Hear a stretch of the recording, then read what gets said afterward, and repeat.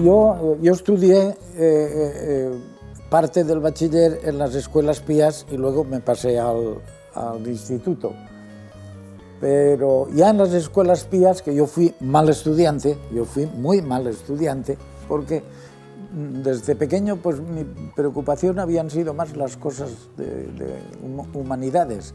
Y yo empecé a dibujar ya en las escuelas pías y tenía muy buenas notas siempre en dibujo. Lo que mi familia conocía mucho a Bernat Artola, ya hablaremos de Bernat Artola, conocía mucho a don Tomás Colón, y entonces en verano, debido a esa afición que yo mostré por el dibujo y tal, en verano me iba a las clases de dibujo que Tomás Colón montó en el Maset, famoso Maset de los Colón de la avenida, hoy avenida Enrique Gimeno, la carretera, hoy casi no queda nada de ese Maset, de modo que yo en verano, a los 12, 13 años, yo iba a dibujar al Maset. Y luego mi paso por el instituto es mucho más breve, porque entonces yo ya más me preocupo de ir al estudio de Tomás Colón, porque entonces dejo de estudiar el bachiller, aunque allí conozco a mi mujer en el instituto, que somos compañeros de curso, y por las mañanas voy a trabajar con don Tomás Colón en el estudio del que también hablaremos, y a la Escuela de Artes y Oficios. Y allí es donde verdaderamente yo empiezo ya a preocuparme más intensamente por todo el mundo de la pintura, al mismo tiempo de que surge en aquel momento los grupos de educación y descanso. Y el grupo de educación y descanso de Castellón fue bastante importante, por actividad cultural. Se hicieron muchas exposiciones allí, pues estábamos gente como Vidal Serrulla, como Joaquín Ranero, como Tasio, como yo, como, en fin, un grupo de gente bastante, como Planchadell padre, y claro, allí pues se puede decir que en todo ese ambiente empiezan ya un poco las cosas.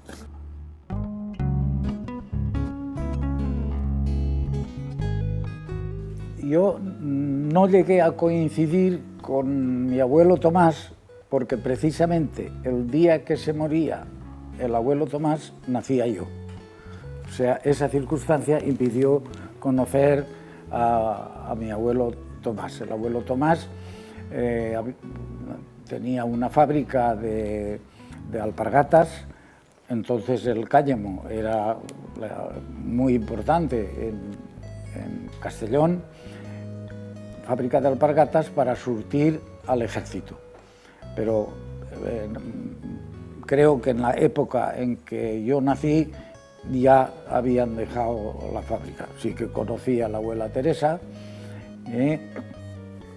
y eso respecto a la parte de mis abuelos por parte de mi padre. Por otra parte, el abuelo Perona, pues el abuelo Perona llega a Castellón procedente de Cieza. Él está con la compañía que monta la electricidad en Castellón. Y dado el carácter abierto de mi abuelo, pues la integración con la sociedad de Castellón es rapidísima. Y sí que tengo muy buena memoria de él, porque además después de la guerra, porque él murió después de la guerra, seguíamos juntos. Yo tenía ya 12 o 14 años, seguíamos juntos todas las incidencias de la Guerra Mundial, con un viejo aparato de radio, creo que la marca era Advater Kent, una marca que entonces era pues todas las noches oíamos mucho también Radio Moscú. Ya hablaremos después también de esta historia. Pero retrocediendo un poco, y en esa integración que el abuelo Perona tiene con Castellón, el hijo mayor del abuelo, mi tío Diego, es un personaje con grandes inquietudes, es un personaje que funda EAJ14 Radio Castellón, a partir de la creación de la emisora, pues hace una labor, yo creo que muy importante y sobre todo muy pionera. Este personaje, me atrevo a llamarle personaje, además, entre esas inquietudes, pues es un enorme aficionado al teatro, es un hombre muy interesado por todo el mundo de la cultura, hasta el extremo que junto con mi padre y otro amigo de ellos, Arturo Valero, llegan a formar la empresa del Teatro Principal. Y ese momento, yo creo que es un momento que me atrevo a calificar de brillante en el panorama cultural castellonense, porque hacen pasar por Castellón nada más y nada menos que a Federico García Lorca. Estrenan Yerma, estrenan La Sirena Varada del otro, de Casona, de Alejandro Casona. Se llega a producir una cena en el Casino Antiguo con Federico García Lorca. Posteriormente crean lo que se llamó la Semana Lírica, semana en la que, como se empeñan en traer aquí a los mejores cantantes, los mejores intérpretes de la zarzuela española, pues se empeñan y pierden. Creo recordar que se mencionaba la cifra de 25.000 pesetas que habían perdido, pero ellos habían tenido la enorme ilusión de traer a Castellón a todos esos personajes que yo entonces, que era muy pequeño, he llegado a estar en brazos de ellos. Yo no recuerdo si fue Pablo Bartók o Hipólito Lázaro, de eso no tengo memoria, pero uno de los dos personajes, los dos eran dos intérpretes magníficos. Se habían enfadado con la empresa porque en el tablón de anuncios habían puesto el letrero de Matilde Vázquez más grande que el de ellos. Entonces yo fui presente de la escena en que estaba mi padre en su despacho y airadamente no, pero vamos, con cierta discutiendo, hasta que con aquellas dosis que tenía mi padre de persuasión y en fin, de querer solucionar las cosas, todo se arregló y tuvo lugar la representación, porque fue la amenaza de estos personajes de no actuar si no se cambiaba el letrero. Es una pequeña anécdota, pero que denota un poco el ambiente de aquella época. Estamos hablando del teatro. Viene la guerra, Diego tiene que exiliarse, esto es muy conocido, y mi padre, pues, conforme puede, liquida la empresa y la traspasa a otro empresario.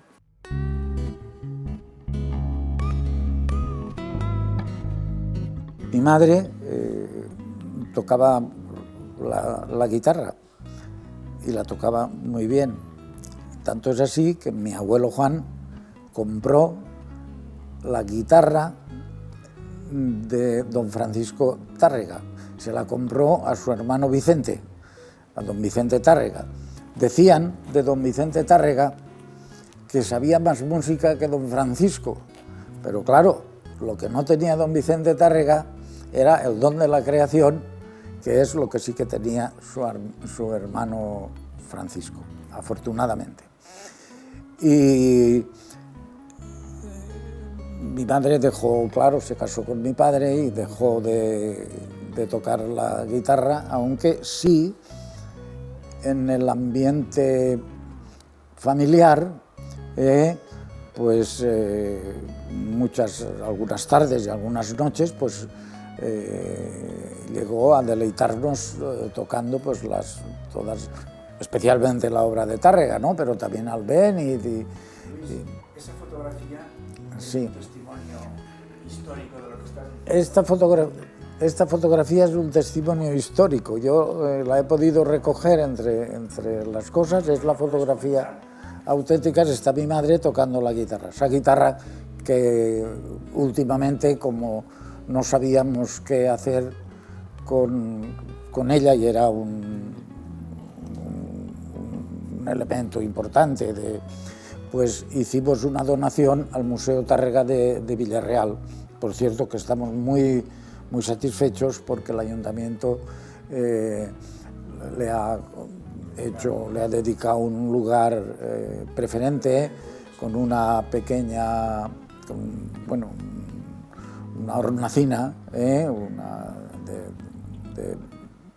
con su retrato y en fin, y todo. Están muy bonitas, puestas muy bonitamente, en fin.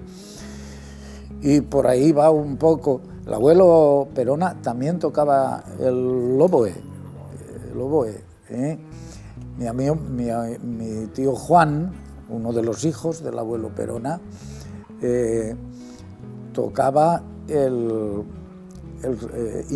no sé si lo inventó, pero lo tocaba, el xilofón acuático, que él montaba una serie de vasos, los afinaba y con resina interpretaba pues las canciones populares de la época, claro. De modo que esta familia Perona eran muy...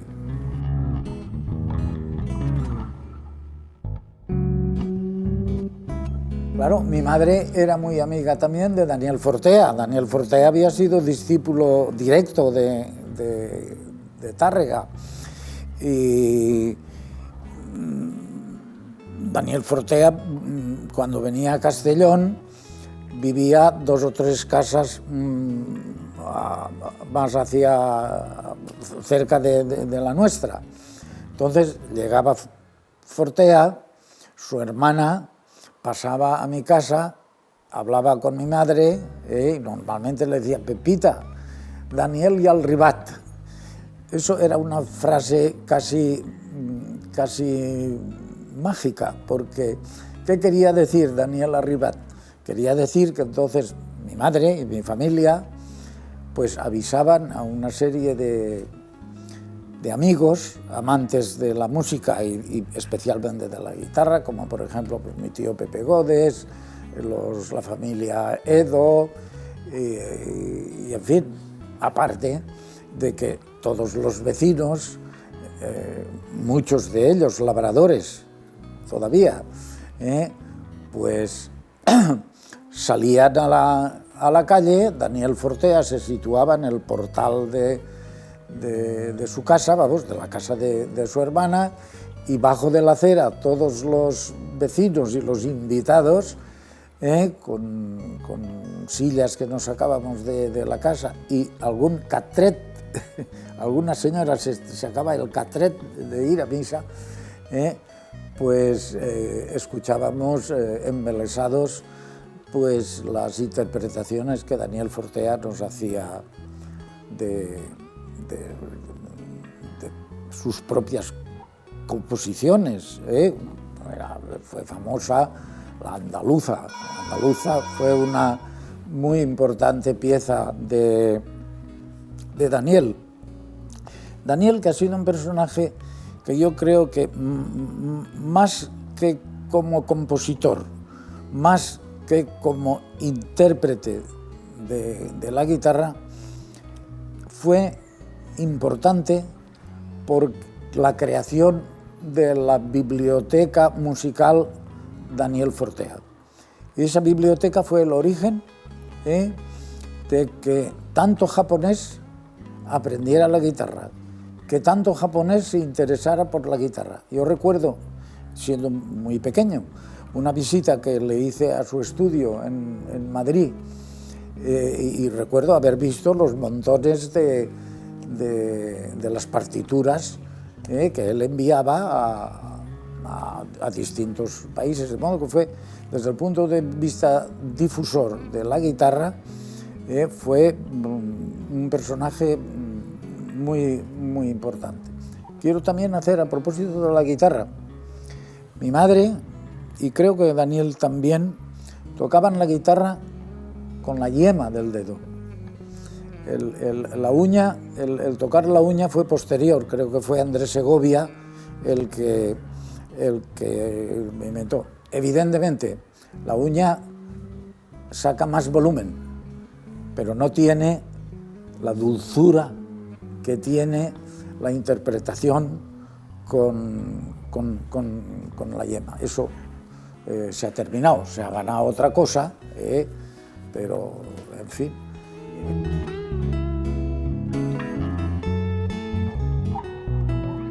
Una razón, porque al día siguiente, que creo que fue el Baleares bombardea Castellón, delante de mi casa, vivíamos entonces en la Ronda Mijares, delante de mi casa cae una bomba y destruye un edificio. Eso mi padre no lo pudo soportar, y como teníamos una vieja masía, en el término de Borriol, pero que se entra por la carretera de Alcorra, el Mas de Dins, pues entonces dijo, yo esto no lo soporto, y nos cogió a toda la familia y nos fuimos a la masía, y allí pasamos casi los 3 años de la guerra. Por cierto, que allí casi llegamos a ser suficientes, porque teníamos cabras, teníamos leche,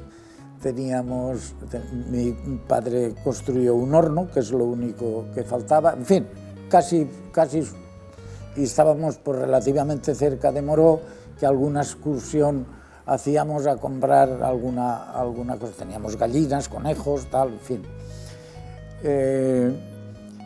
De modo que ocurrió una cosa que creo que no ha ocurrido más que una sola vez en Castellón. Allí vimos la aurora boreal. Ese es un recuerdo muy marcado en mi infancia, y precisamente de la época que tú dices, 37, de modo que el cielo se volvió totalmente rojo. Fue un espectáculo realmente maravilloso. Y otro espectáculo desgraciado que nosotros contemplábamos era desde allí bombardear Castellón. Con los aviones que llegaban, bombardeaban Castellón, de día y de noche. De noche también era muy espectacular, porque desde la masía nosotros veíamos la batería de los reflectores que estaba emplazada, creo que, si no recuerdo mal, y no recuerdo mal, estaba en Betxí. En Betxí habían instalado una batería de eso para seguir los aviones, y en fin, aquello para los... De modo que mis recuerdos son esos, bajar al barranco, estaban mis familiares los Pellicer, que tenían otra masía al lado, y con los Pellicer y nosotros, pues los 3 años fue una maravilla, porque bajábamos al barranco a jugar, y en fin, era algo... Eso. Y ese es el recuerdo que tengo de la guerra, ese. Y la entrada, porque el día antes de entrar las fuerzas nacionales, se decía entonces, en Castellón, pues mi padre, ya viendo que el panorama estaba muy mal, y efectivamente hizo muy bien, porque aquello se convirtió en hospital de sangre, pues al día siguiente nos instalamos en la casa de mis abuelos, en la calle Alloza, y al día siguiente de la bajada, en la esquina de lo que hoy es Farmacia Caldú, vimos entrar las tropas del general Aranda, que fue el que ese recuerdo sí que lo tengo perfectamente. Luego, la posguerra, pues ya sabemos todos lo que pasó.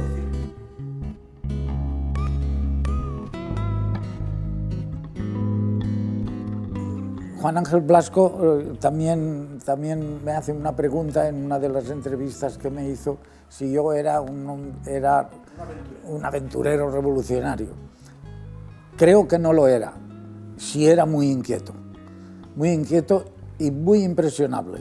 Por ejemplo, he dicho antes que con el abuelo Juan seguíamos el curso de la guerra, y aún guardo yo el atlas en el que cada noche, después de oír el parte de Radio Moscú y de las emisoras que podíamos coger, aún lo tengo señalado con lápiz los avances de las tropas aliadas. Entonces se produce el desembarco en el norte de África, el general Alexander. Aquello a mí me produce una impresión tremenda. Convenzo a dos compañeros que no eran amigos ni nada, que casualmente, y me marcho de casa en busca de aliarme, de enrolarme, fíjate tú, enrolarme con el ejército americano.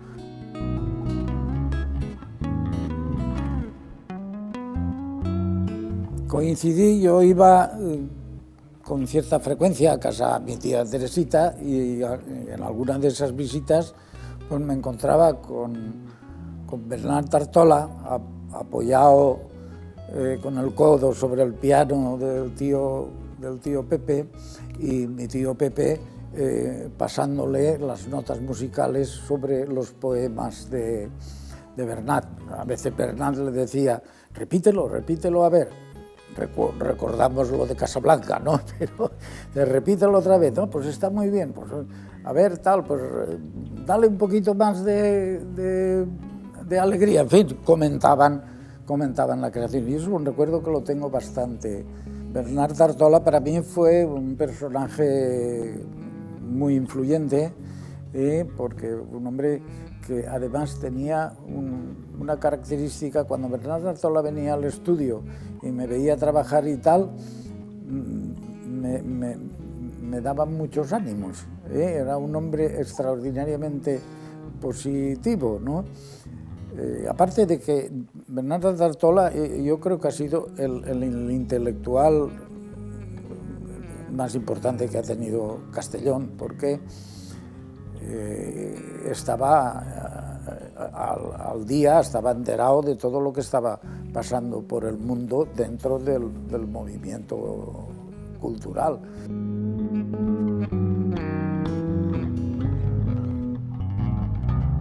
Y era un personaje que luego, claro, junto con don Tomás Colón, que fue mi maestro, pues me promovieron la primera exposición en la mítica entonces Sala Mateu, que allí es donde empieza también otro periodo de mi vida pues bastante importante. ¿Por qué? Pues porque conozco a Aguilera Cerny, conozco a Chimo Michavila, conozco a Andreu Alfaro, conozco a mucha gente, conozco a Nasio.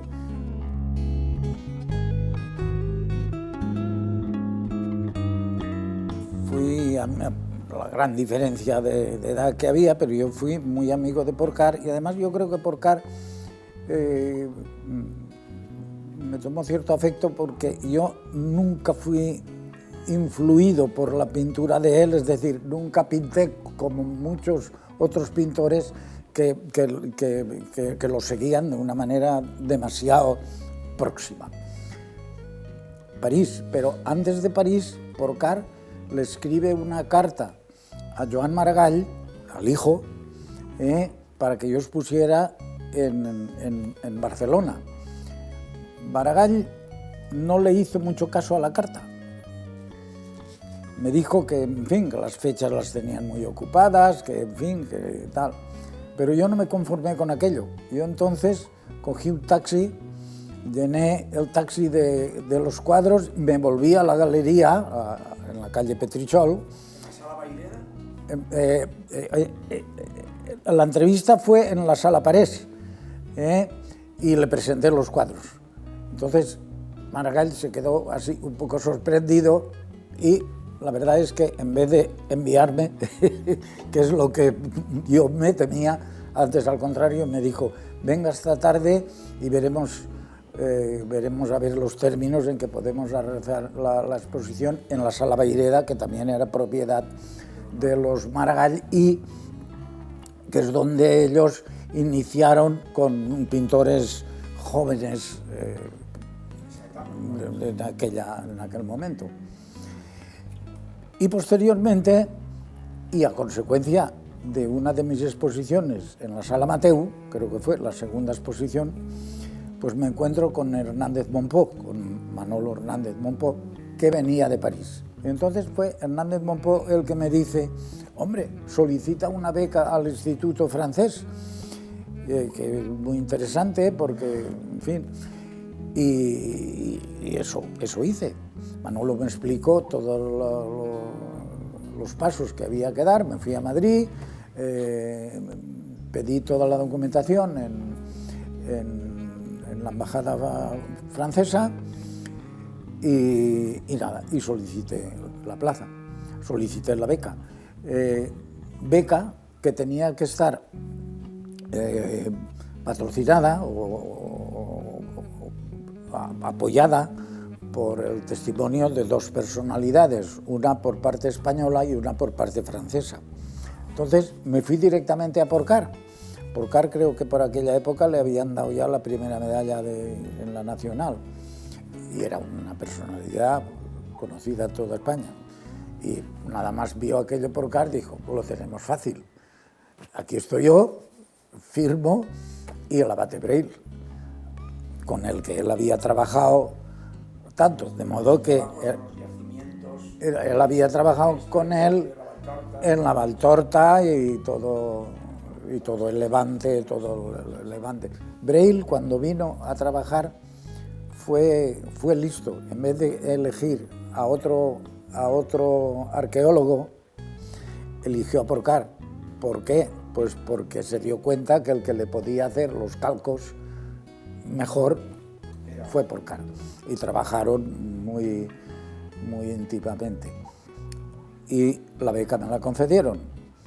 Por cierto, que luego ya estando en París, recibo una carta de Porcar, una carta muy cariñosa y muy graciosa, en la que me da la dirección del abate Breil y me insta a que fuera a visitarlo y que le diera recuerdos suyos y, en fin, y es lo que hice.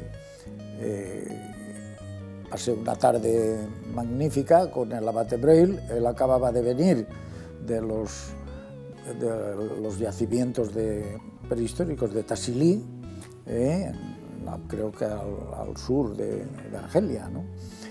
Y fue una entrevista y un recuerdo que tengo del abate Breil, pues francamente fantástico. En esa carta Porcar además me dice que me porte bien, que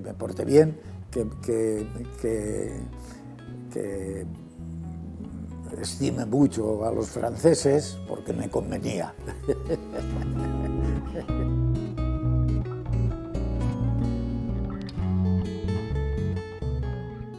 Era el año 52. En el año 52, cuando yo salí de Castellón, aún había cartilla de racionamiento, aún había unos productos. Recuerdo que el tabaco estaba racionado, me parece que algunos otros artículos alimenticios como el azúcar, algunos productos estaban aún, no todos, pero algunos estaban un poco racionados todavía, y claro, me encuentro con un abismo de productos y de cosas que, claro, que yo pues me sorprendió enormemente. Aquí entrabas, en aquella época, entrabas en una panadería y había pan. En París entrabas en una panadería y había 50 clases de panes. era algo, en fin, empezaban además en París a nacer los primeros supermercados. Y bueno, otra cosa importante es que tú podías pasear por el boulevard, era la época del Boulevard Saint-Germain, podías pasear por allí, sentarte en el Café de Flore o en el Eau de Magot y estar tomándote un café al lado de Jean-Paul Sartre o de Camus, o te tropezabas con Juliette Greco por la calle. Era un París muy interesante, ¿no?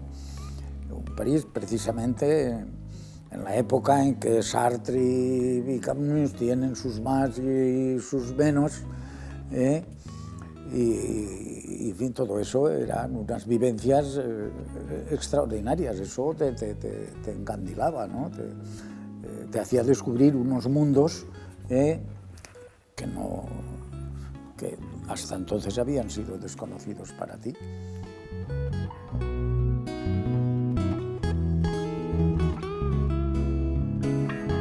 Sí, el encuentro más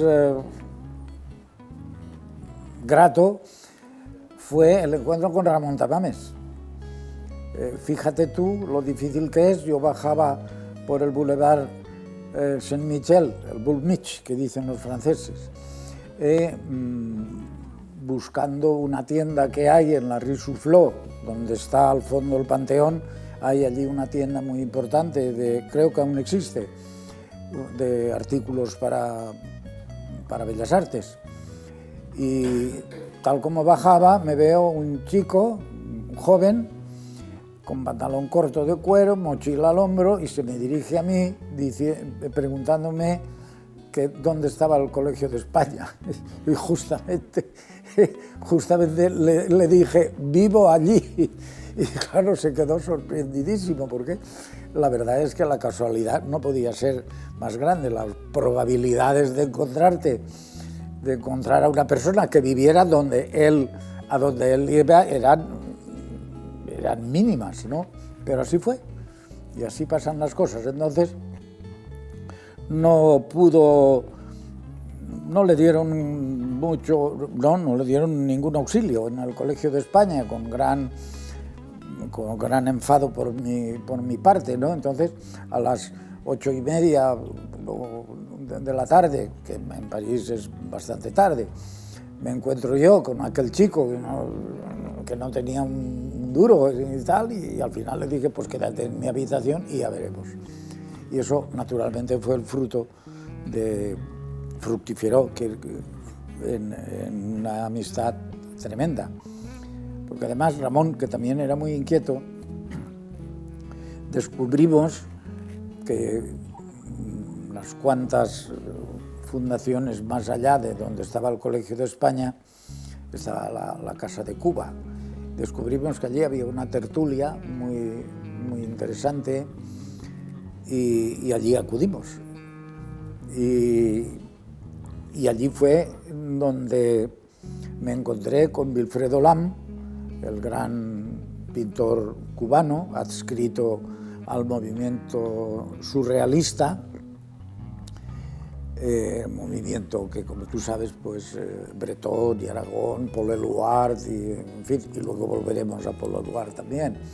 Y Paul Eluard pues eran los más representativos, ¿no? Y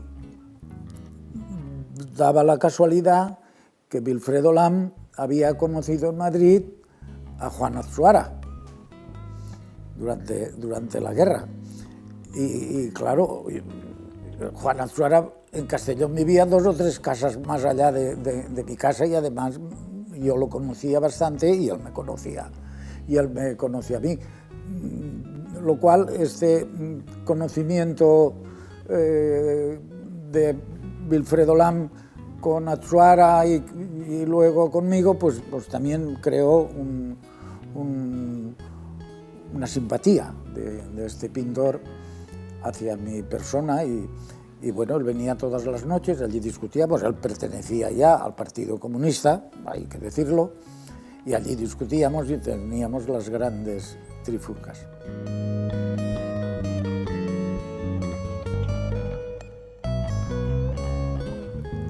A mí me invitan a formar parte de la primera Bienal Hispanoamericana. Y en esa Bienal Hispanoamericana me seleccionan junto con otro grupo de artistas, y esa Bienal, esa primera Bienal Hispanoamericana, después va a la selección, va a Cuba, va a Santiago de Chile, va a Lima y no recuerdo a qué otro país, de modo que ya ya salgo por ahí.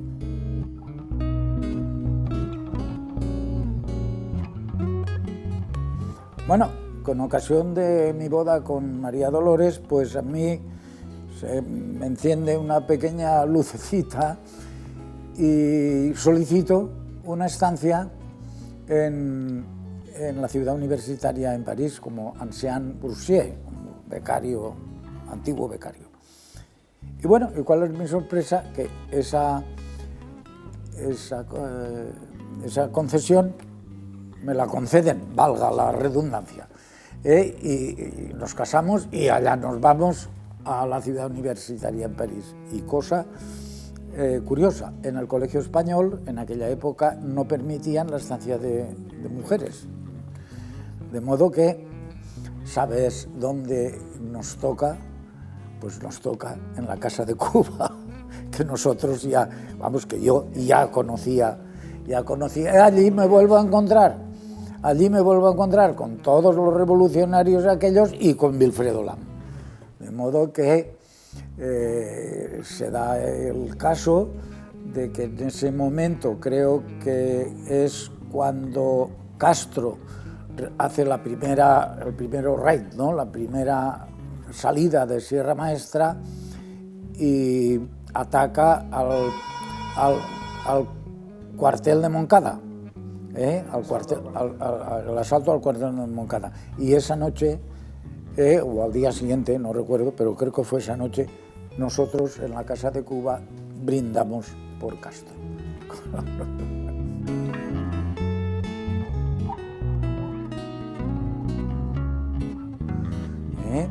A través de un matrimonio al que yo quiero mencionar aquí, de Andrés y Paulette Pi, pues llego a conocer a Jacques Bocheron, con el cual pues hemos tenido la oportunidad de hacer muchas cosas. Por ejemplo,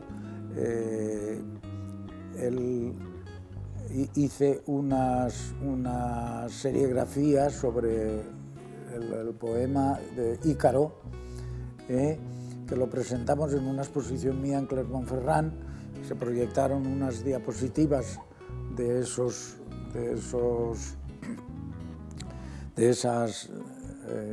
serigrafías, mientras Jacques iba recitando todo el poemario sobre el Ícaro. Luego Jacques escribió la plaquette que se presentó en una de las exposiciones, y luego escribió lo de Goya, La Casa del Sordo, que es un poema ópera que titula él, fantástico. Y entonces yo, para esa obra de Jacques, he hecho muy poco grabado y muy poca serigrafía, pero entonces hice 8 planchas sobre el poema es toda una obra larga de Jacques sobre Goya, que la presentamos en París. Y primero la presentamos aquí en el Hotel Tramontana de Domingo Casañ, que se prestó, sí. Bueno, al hablar de Jacques hay que decir que Jacques fue amigo íntimo de Paul Eluard, y ahí nos metemos en toda la cosa esa. Era mucho más joven que Paul Eluard, y que todo el grupo de los surrealistas, pero fue un personaje muy relevante. Personaje murió hace un año o año y medio que que murió y al que precisamente estos días en París se le ha rendido un homenaje. Jacques, Con tu participación indirecta. con mi participación indirecta. Jacques fue el que me eligió hace unos años se hizo con motivo del centenario de Paul Eluard, se hizo una serie de actos, y entonces yo pinté no porque eran collage, una serie de collage sobre uno de los poemas de Paul Eluard y hice una exposición en la Galería Alias de París. Pinté también 2 cuadros en la Galería Alias y bueno, pues tuve ese honor de representar como Jacques Gaucheron y Paul Eluard habían estado los dos muy en relación con pintores españoles, en fin, entre ellos Salvador Dalí, claro, pues Jacques, ya debido a esa amistad, que ya era una amistad consolidada, pues me eligió a mí para el homenaje a Paul Eluard.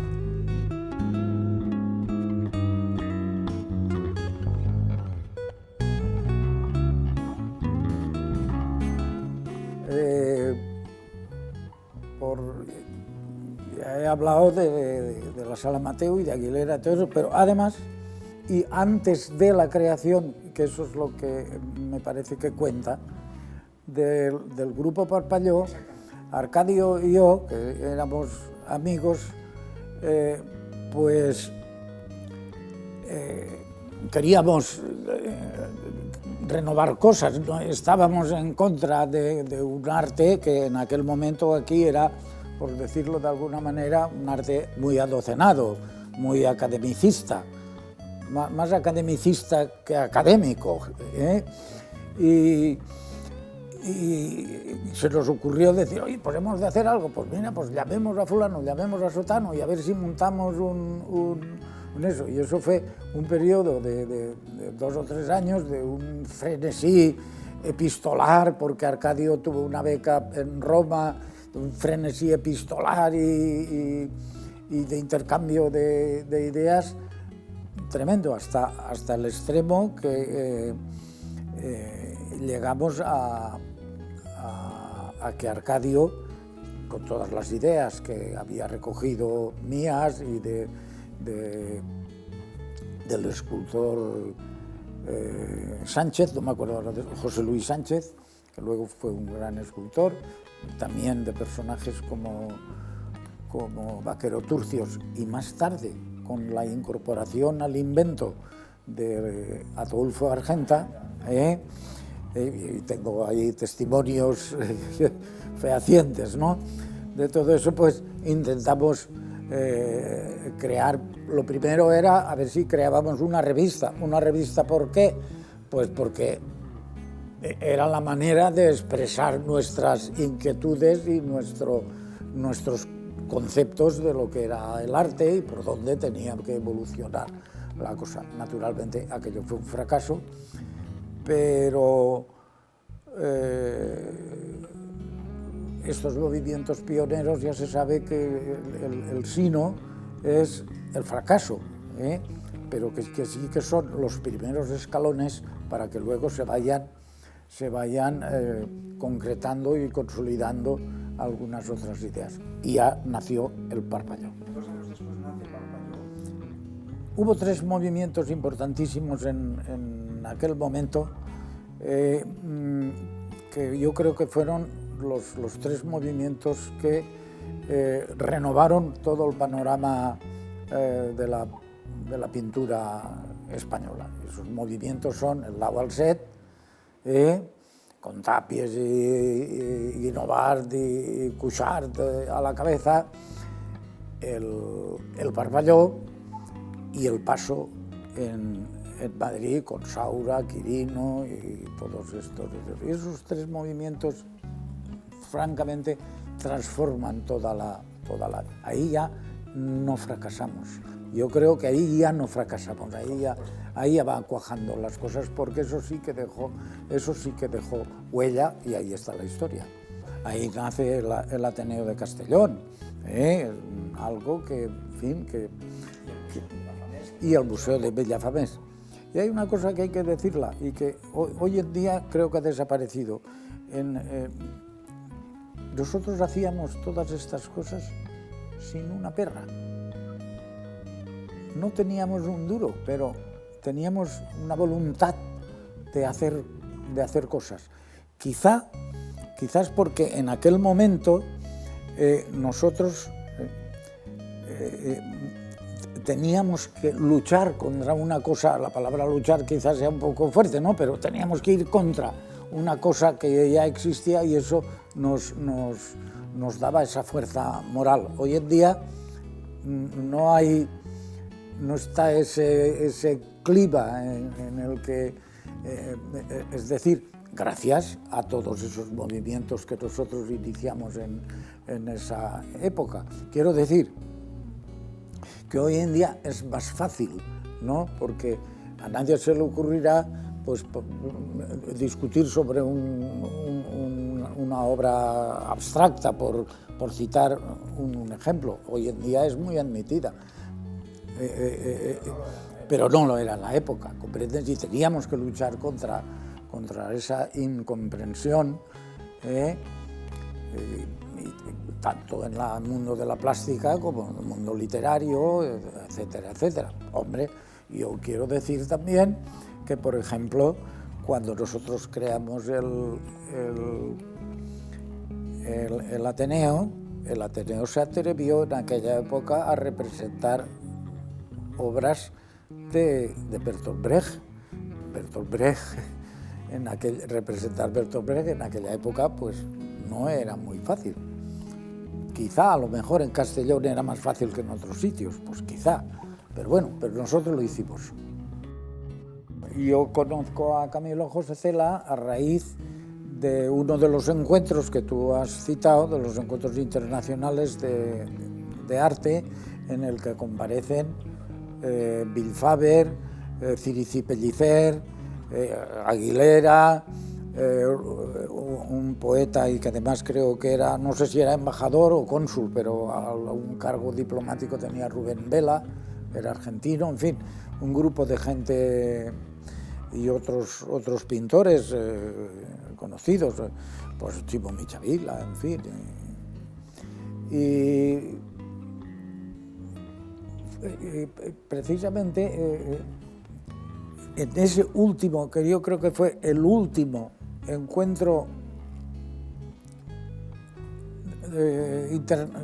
internacional de arte, ahí habían surgido ya, eso lo organizó el Movimiento Artístico del Mediterráneo, pero ahí habían surgido ya algunas, sí, habían ideológicas, incluso personales también, en fin. Y bueno, aquello, el desarrollo fue muy interesante, pero luego esas fisuras, y recuerdo que Aguilera, Chimo Michavila y Andreu Alfaro pues eran los que más estaban ya dudando ya de que aquello pudiera continuar y que había adquirido unos caracteres un poco se había hecho un poco comercial la cosa a través del que fue secretario el que lo llevaba, un poco aquello no gustó. Entonces Camilo José Cela tenía que dar una conferencia, y la dio, en el Círculo Medina, y nos acudieron, ya al finalizar la conferencia, acuden Aguilera, Michavila y Alfaro. Me parece que venían también García Borillo, pero no lo recuerdo con exactitud. Y entonces acaba Cela y nos vamos, los que he mencionado, Camilo José Cela, Tony Kerrigan, el gran crítico americano, nos vamos al Casino Antiguo, allí a tomar unas cosas, discutimos la cosa y empezamos ya a ver que aquello no. Entonces Cela quería irse, y eran las 10 de la noche, quería irse a pasar la noche para ver el sol, el amanecer en las cuestas de Contreras, las antiguas cuestas de Contreras. Cela tenía un 600, imagínate lo grandote que era, y iban Cela, su mujer, Tony Kerrigan y Hélène, la mujer. Pues nada, se empeñó en irse, porque yo los hubiera invitado a comer, ¿no?, o a cenar. No, se empeñó en irse. Y entonces nos vamos, aún existía el Hotel Suizo, montan el coche y aquello no se ponía en marcha de ninguna manera. Bueno, ¿y qué hacemos ahora?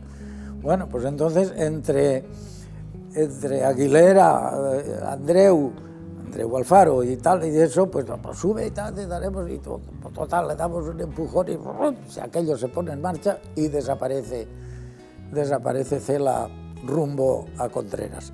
Y mientras tanto yo le había dicho a mi mujer, ves a casa y prepárarnos unas tortillas y un poco de jamón y todo eso.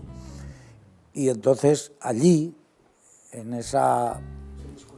Se discutió si sí o si no, y dijimos, se ha acabado. Y ya el movimiento artístico del Mediterráneo ya no fue lo que tenía que haber sido.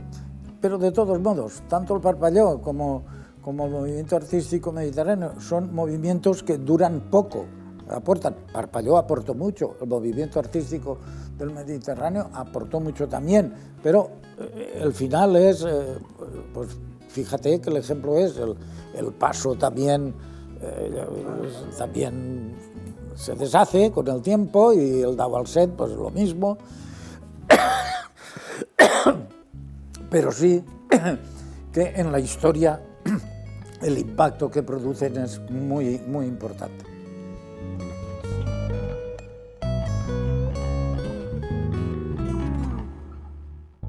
En aquel momento yo me encuentro súper impresionado por la obra de Rouault,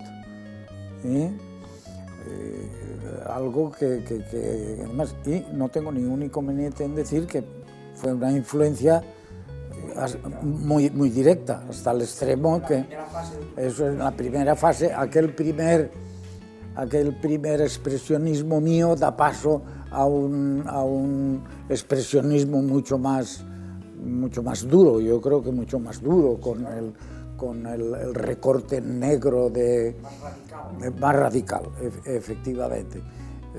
Por cierto, que estos días he descubierto una serie de guaches pintados sobre papel que están e indican toda la influencia que a mí me causó Rouault.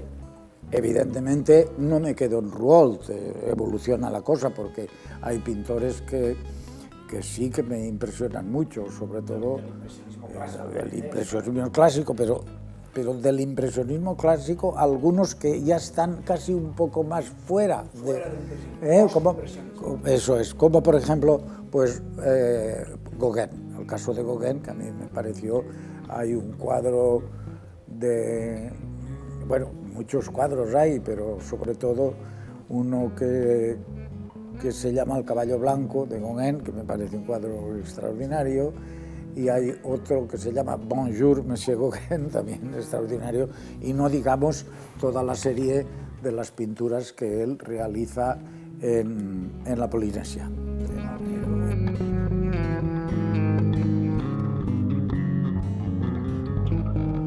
Bueno, sí, ya muy lejos ya de ese momento, tengo la oportunidad de hacer un viaje a la Polinesia. Es un viaje fantástico, pero claro, para mí lo importante era el vivir lo que había vivido Gauguin. Claro, la presencia de Gauguin en la Polinesia es impresionante, hasta el extremo que llegamos a Tahití, visitamos lo que fue el estudio de Gauguin, del que queda muy poca cosa, un cuartito muy pequeño donde se conservan el armonium, una Biblia, un ejemplar de su libro Noa Noa, y muy poca cosa, algún otro librito, pero muy poca cosa, y unos tarros con pinceles. Miré a mi alrededor, no había nadie más que mi mujer, y tuve valor, vamos, de apretar aquellos pinceles que habían pertenecido a Gauguin. Eso ha sido uno de los momentos más emocionantes de mi vida, al haber tenido ese contacto. Es que casi era un contacto físico, un contacto con lo más íntimo que puede ser para un pintor los pinceles, que es su medio de expresión.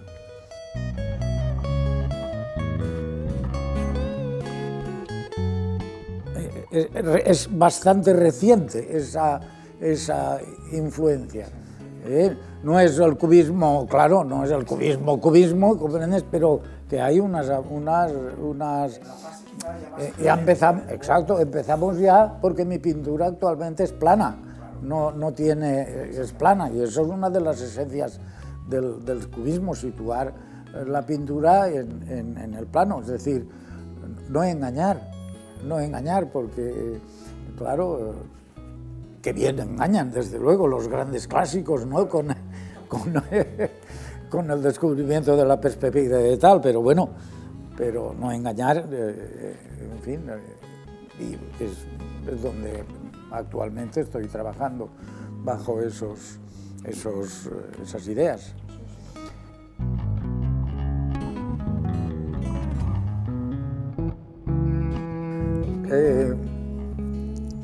En conversaciones con Cela, nos decíamos 90% de transpiración, 10% de inspiración. ¿Qué quiere decir eso? Pues que naturalmente hay que trabajar. Claro, uno en principio pues tiene una pequeña idea. Esa pequeña idea yo la materializo en un dibujo, en un pequeño dibujo. Y de ahí va progresando. Claro, esa pequeña idea ya contiene ese sustrato de que yo quiero comunicar algo, de que yo quiero que eso está dentro de uno y no se puede, pero hay que plasmarlo, porque volvemos a que solamente se transmite a través de la obra. La obra es la que lo dice todo. Algo de razón tenía Marshall McLuhan cuando decía aquello de que el medio es el mensaje. ¿Tú cómo dices? ¿Cómo tú puedes explicarle el azul a alguien si no le enseñas lo que es el azul? Y ese azul está lleno de la palabra o el azul.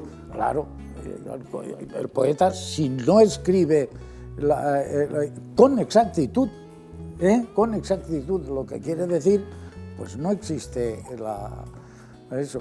Bueno, volvemos, y entonces yo ya voy, a partir de ese pequeño dibujo, va evolucionando hasta que lo traslado a un transparente. Ese transparente lo proyecto sobre el lienzo, lo cual me permite, porque antiguamente pues cuadriculábamos, hacíamos un dibujo previo,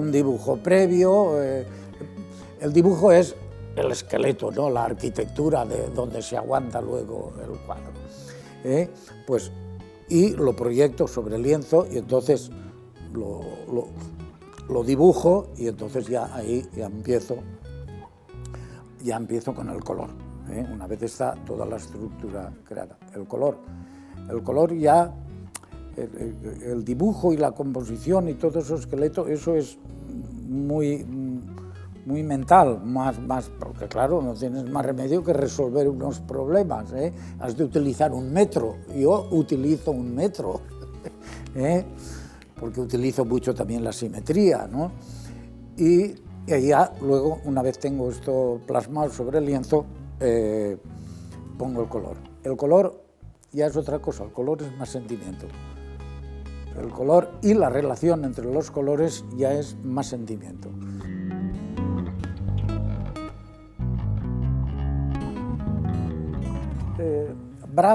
George Braque dice, un cuadro empieza a ser una obra de arte cuando lo representado desaparece. Y fíjate tú si es decir, cuando la alusión ya no es, y citaré una cosa, creo que el otro día lo comentamos, lo del teniente William S. Burtock, una cosa así, un nombre holandés de esos impronunciable, ¿no? ¿Quién sabe? ¿Quién sabe quién es ese teniente? Pues es el que sostiene el farol en la ronda nocturna. ¿Y qué ha quedado de eso? La ronda nocturna. Es decir, ha quedado la pintura. De la anécdota se ha pasado a la categoría. Y de todo eso nos habla mucho. Bernat Artola hablaba ya mucho de eso, pero hay dos personajes que hablan mucho, que son Charles Morgan, en una conferencia que pronunció en la Sorbona de París. Charles Morgan, en esa conferencia, dice que toda obra que no tiene el poder de transformarse durante la historia, pues fenece.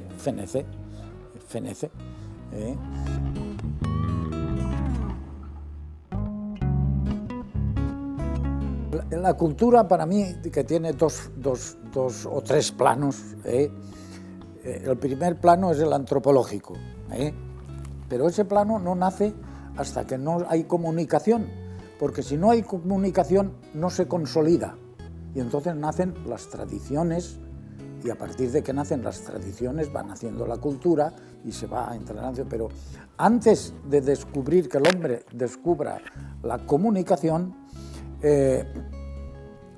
lo único que hay es prehistoria.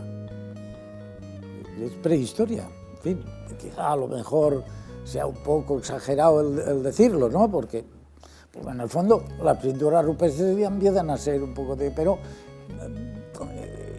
yo creo que hasta que no nace el lenguaje y sobre todo la escritura. Y entonces ese es un nivel antropológico en el que entran las tradiciones, la religión, la gastronomía, modernamente el deporte, en fin. Pero luego a ese plano, a esa base, y está muy bien dicho lo de base, porque base quiere decir que te puedes apoyar. Ahí hay otro plano que yo no sé si la palabra se ajusta o no se ajusta, pero yo denominaría una fase majestática. Y ahí es donde están Fidias, la Capilla Sixtina, Beethoven, la Quinta Sinfonía, en fin, todos dioses y reyes. Dioses y reyes. Para nosotros, dioses y reyes son también Blasco Ibáñez y son Sorolla y para mí es Bernat Artola, por ejemplo, esos son dioses. Y ahí, en ese plano, van acudiendo dioses y reyes. Algunos de esos reyes, pues, suceden otros reyes. Lo que sí que permanecen son los dioses. Fidias permanece, la Capilla Sixtina permanece, y en fin, y yo confío que muchas de las cosas que hoy en día estamos aportando, pues se conviertan en dioses también. Porque, sin duda, hoy entre nosotros conviven personas y eso que conforman nuestro entorno y que con el tiempo se convertirán en dioses y reyes, gente que está a nuestro lado. Y un poco esa es la idea que yo tengo. No sé si he sabido responderte a...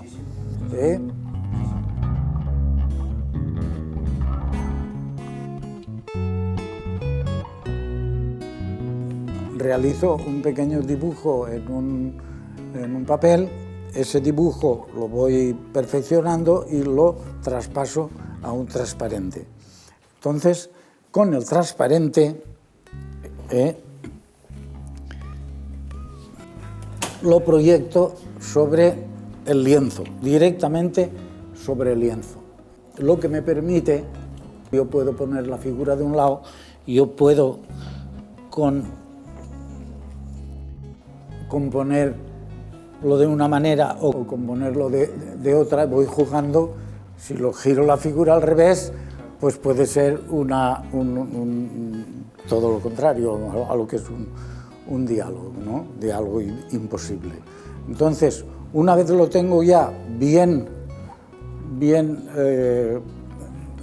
enfocado, entonces yo ya paso a la segunda fase, que es la del dibujo. Entonces dibujo el cuadro sobre el...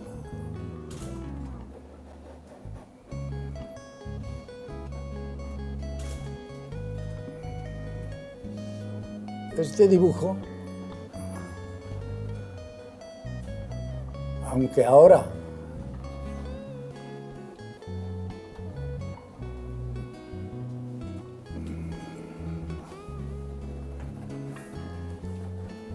sale muy espontáneo, tengo que corregirlo aún, pero en este caso no hará falta.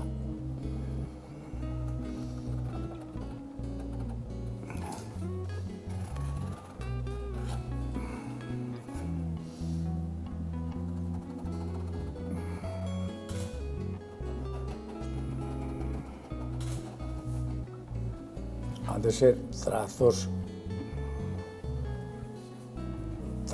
finos, porque si no luego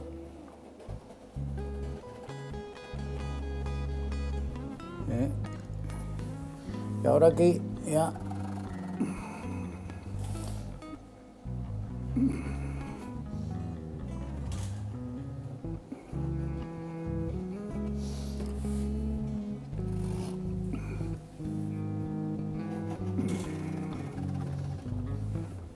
pero ahora ya para no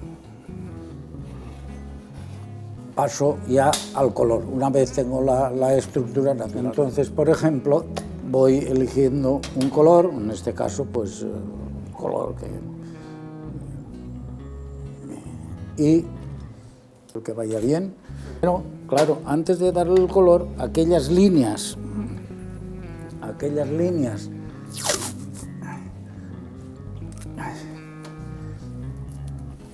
con las que yo me puedo ayudar, me ayudo para que salgan lo más perfectas posible. Por ejemplo, esta parte del vestido, lo otro no tengo más remedio que realizarlo a mano. Entonces, yo ya le dando color. Así como es recto, no tengo que ir con cuidado.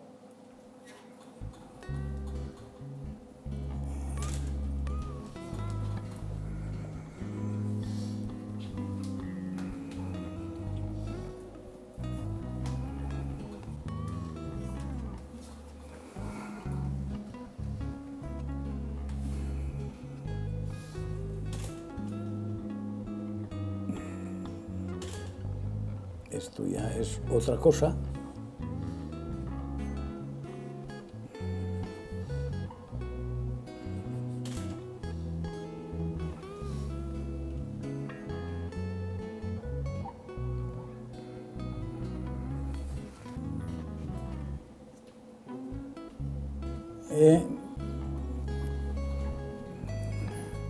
Pero las líneas curvas las tengo que hacer, hombre, por eso, porque si no... He elegido el color de este vestido, un colorcito vivo para que se pueda ver bien.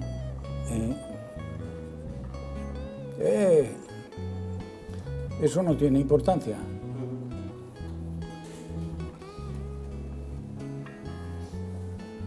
porque yo pinto con acrílico. El acrílico tiene un gran poder de cubrimiento, cubre mucho, a pesar de lo cual, para que la cosa salga bien, perfecta, le tengo que dar diversas pasadas. Otro truco, bueno, en pintura no hay trucos, hay resultados.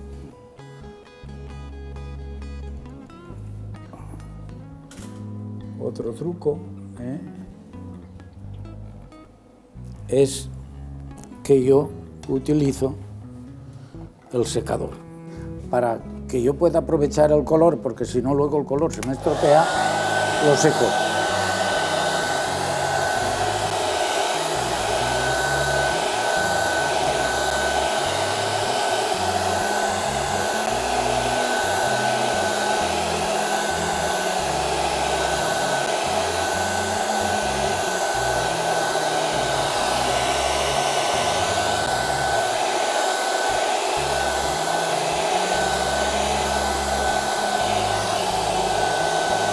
De modo que me convierto en un peluquero.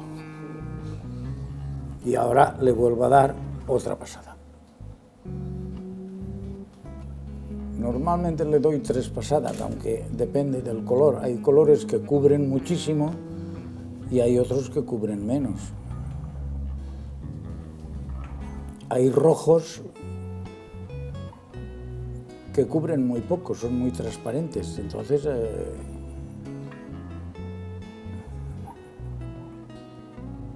pero bueno, yo creo que con esto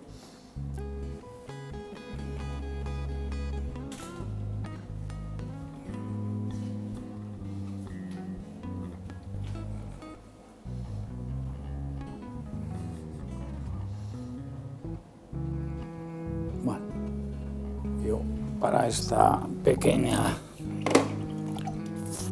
eso vuelvo a secarlo.